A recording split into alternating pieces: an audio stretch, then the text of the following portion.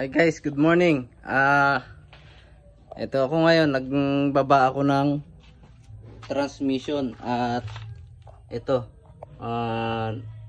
nagpapalit ako ng clutch disc assembly, clutch pressure plate, clutch release bearing at saka pilot bearing. Yan. So kung mapapansin nyo, nabaklas ko na sila lahat. Bali, share ko lang sa inyo guys kung bakit. Bali, yung driver kasi nagdadrive daw siya, tapos paahunin na, hindi na daw siya umusad. So umusok na daw yung umusok na daw yung clutch niya, sabi ng driver. So wala naman siyang DTC, wala siyang check engine, wala namang problema sa fluid niya kasi nagpapalit daw sila ng manual transmission fluid. Kaya ayun, nag-stall speed test ako guys at kumpirmado, clutch sliding nga. At ito na nga, kumpirmado din, pagbaklas natin, pudpud na yung clutch lining niya. Ito yung clutch disc, ayun, lining kabilaan. Kung mapapansin nyo guys, ayan yung rivet, pudpud na rin, nagasgas na rin. So ito namang clutch pressure plate, okay pa sana kasi hindi pa masyadong tangos ito, hindi pa masyadong pudpud. Ayan okay pa sana, kaso dito, ayan, yung disc niya mismo masyadong malalim yung kayod. Ayan so sayang, mahal pa naman to. Lilihahin ko naman na lang sana, unfortunately merong kayod dito, malalim, at saka hindi lang isa, ang dami. Ayan, so pwede pa sanang gamitin kung walang kayod. Ayan, lilihahin na lang to. Wala tayong magagawa, mahal pero kailangan palitan. Ngayon, ito namang release bearing guys, ayan, kung mapapansin nyo, smooth pa naman siya, hindi siya maingay. Pero isinama ko na rin sa papalitan kasi nga pinapalitan talaga siya ng set. Ayan, mas mura lang naman kasi to guys, tsaka itong pilot bearing. So para hindi pabalik-balik ang gawa, kasi umiingay ito sa katagalan. Ngayon after 1 year, tapos umiingay yan, so bababa na naman ulit ang transmission.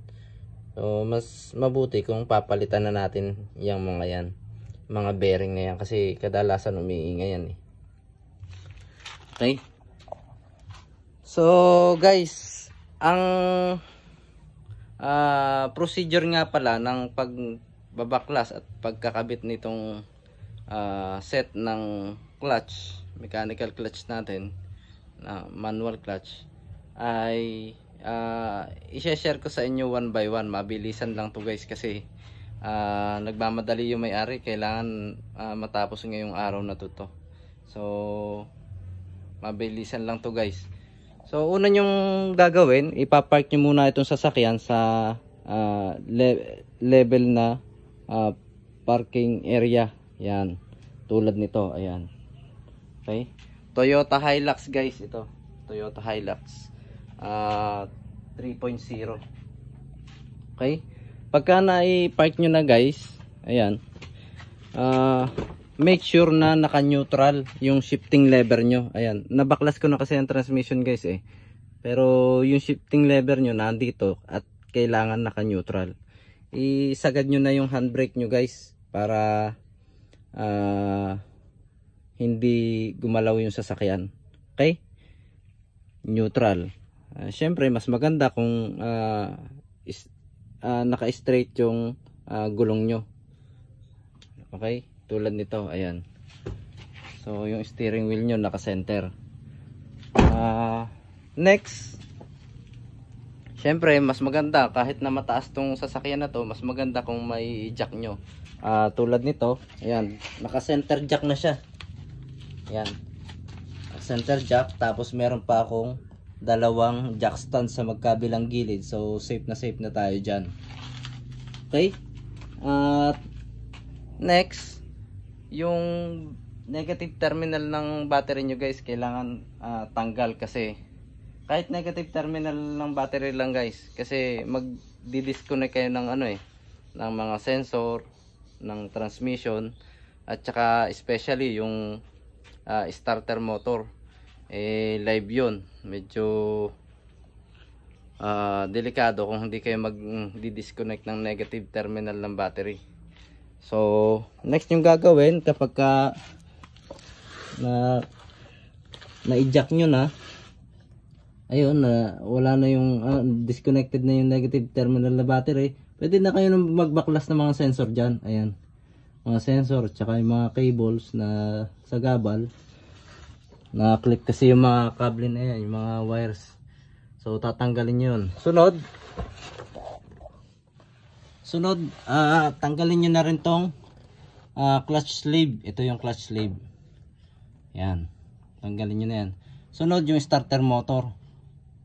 Okay, nga pala guys, bago nyo tanggalin tong clutch sleeve tsaka starter motor, tanggalin nyo na muna pala tong, ito dapat ang mauna kapag tapos nyong i-jack ang sasakyan, yung propeller. Ito, yan yung propeller. Dalawang propeller nito guys, isang maliit tsaka ayan yung isang malaki.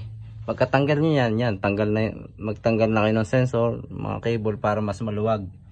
Okay, tapos sumunod yung clutch sleeve, then starter motor, then saka kayo magbaklas na nitong mga tornilyo na 17mm nitong transmission mismo.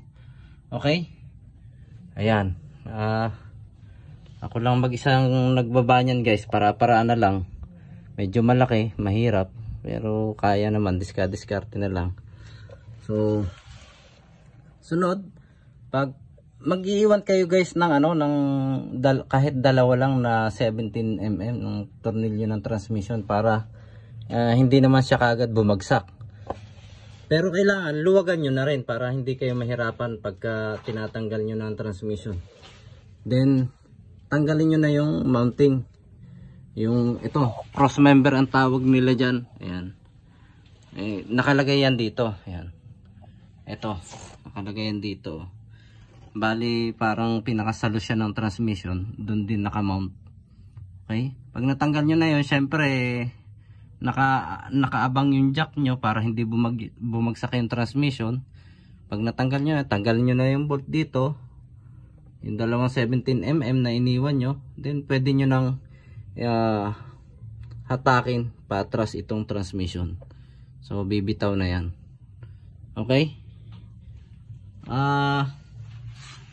syempre sunod doon, tatanggalin nyo na tong yung lumang clutch pressure plate at saka clutch disc assembly. Ayan, ilang bolt ito, 6 ata, 6 kung di ako nagkakamali, or 7. So 12mm lang naman yun guys, medyo marami yung bolt. Ayan, tapos pag natanggal nyo na yung mga bolt na yun, dahan-dahan kasi medyo mabigat to, hugutin nyo na kasi may dowel pin. Explain ko na rin sa inyo guys, para ang diskarte kung paano ang pagkakabit nito. So syempre, huwag nyo kalilimutan kung paano nyo binaklas, ganon nyo rin ikakabit. So pagka binaklas nyo yan guys, ganyan ang pwesto nyan, no? Ganyan ang position nyan. Mapapansin nyo, ito flat, ito tapos itong kabila, ayan, may mataas, malaki, mataas to. So itong mataas na to na diaphragm spring na side, dapat laging nasa loob yan. Yan, ito flat, nasa ibabaw. So ayan guys, at saka tingnan nyo guys yung dito kasi yan kinakapa yan, may kapaan yan, 1, 2, 3. So kakapain nyo lang dito guys kung wala kayong clutch aligner tool. Ayan, dito. So ganyan lang siya, maliit lang yung space niya dito. Ayan. So ganun din dapat sa iba. Sa lahat niyan, tatlong yan. Okay? And then syempre, ang pagkakabit nga pala guys ng pilot, ang pagtatanggal ng pilot bearing, kung meron kayong dyaryo, siguro naman alam nyo na to. Babasahin nyo lang yung dyaryo, tapos ipapasok nyo dito hanggang sa mapuno, hanggang sa puno-puno na siya, tapos pukpukin nyo na ng yung papasok lang dito na bakal. Tapos yun, punuin lang nyo lang ng punuin, pukpukin nyo, tapos lalabas na siya. So mapapalitan nyo na lang madali ito. Madali lang to guys. Okay. Tapos yung release bearing, kabit nyo na rin. Yan, madali lang naman kabit. Para lang ano, pang grade 1 lang to. Ayan, oh. Ayan. May kabit ko na yung bago. Ayan. Nakasabit lang yan dito guys sa fork. Ayan. Clutch fork. Nakasabit lang yan dyan guys. Okay. Ngayon guys, pagkakabit nitong ano, itong clutch disc at saka pressure plate, meron siyang dowel dito magkabila. Dalawa yan. Ayan. Dowel. Isasalpak nyo lang siya dyan.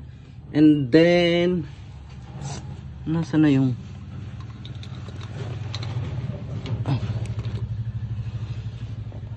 ayan, meron akong ano guys, special tool na ginagamit.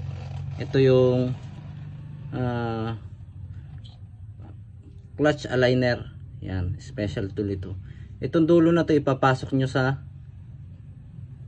pilot bearing. Tapos syempre na di ba, naisalpak nyo na to, nailagay nyo na yung bolt na 12 mm, tighten by hand. Ipapasok nyo na to. Yan. Pasok nyo ito do sa pilot bearing. Yan, ayun. Yan, nakapasok na. Tapos ito kasi na-adjust to. Yan. Ito na-adjust yan eh. Ayan, oh. So para sumentro yung ano, yung clutch disc, kailangan guys, sentro yan, kasi kapag hindi sentro yan, kapag hindi na magandang alignment niyan, hindi papasok. Mahirap ikabit itong transmission. Hindi basta-basta papasok diyan yung main shaft. Okay? Kailangan maganda. Aside from using this clutch tool aligner, okay? Kung mapapansin nyo guys, yung flywheel meron siyang ano, meron siyang gap dito. Ito yung ano, kung saan ito yung pagkakataon para makapa mo siya. Ayan, yung space nung clutch. Bali, tatlo yan guys, isa, meron dito, dalawa, at saka ito yung pangatlo, ayan, dito. Okay? So tatlo lang yan guys, para kahit na meron kayong ginamit na special tool, kailangan masiguro nyo din, just to make sure na tama yung pagkakabit ng clutch pressure plate nyo at saka clutch disc. Ano, yan, kapain nyo dito. I mean yung clutch disc lang pala, kasi yun yung ini-align dito. Okay? Ito namang clutch pressure plate, di kayo magkakamali kasi may dowel siya. Ayan, oh, dalawa. Okay, then unti-untiin nyo ng higpitan. Ito, mula sa baba, tapos sunod taas, tapos kaliwa, tapos kanan. So criss-cross pattern lang hanggang sa mabilog nyo sa paikot. Unti-unti lang yung paghigpit guys, hindi yung higpit agad sa isang side. Hindi, unti-unti lang yung paghigpit. Okay? Hanggang sa lumapat na itong pressure plate na ito dito sa flywheel. Then saka nyo na ito torque. Okay? So yun lang guys, madali lang. Then after that, double check kung mahigpit na lahat. Then pwede nyo na isalpak itong transmission assembly. Okay? Then yun, ikakabit nyo na rin lahat yung ibang mga binaklas nyo. So yun lang guys. Sana meron kayong natutunan dito sa short video ko. Pasensya na, hindi ko magawang i-capture ito habang ginagawa ko kasi wala akong tagahawak ng cellphone nitong camera. Okay, yun lang guys. Kung meron kayong question, paki-comment na lang para masagot ka kayo, or kung gumagawa kayo, comment lang kayo guys, magre-reply kagad ako kung meron kayong gustong malaman. Okay? Thank you and good day sa inyong lahat.